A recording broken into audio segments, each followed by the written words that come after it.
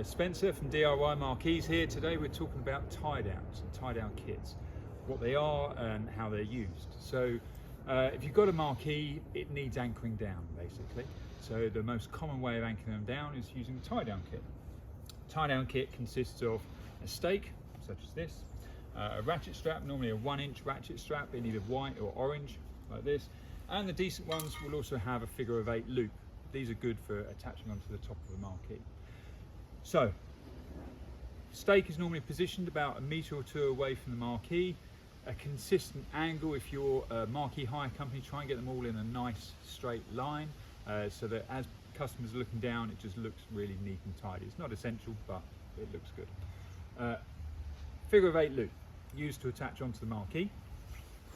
At the top of the leg here, you've got the pole going round, the loop goes round, back and through itself like this.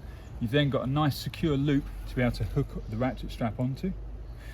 Down the other end, it just hooks onto the stake. You put the stake all the way down into the ground and then tighten up the ratchet strap going through.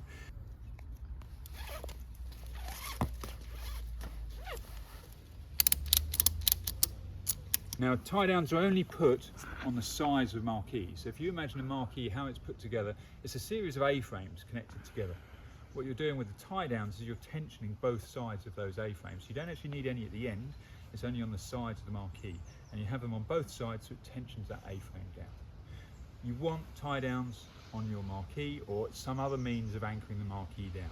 There's lots of videos online of marquees moving around or even taking off where people haven't anchored them down. So you need something. Tie downs are the most common way of doing it. And those are tie down kits.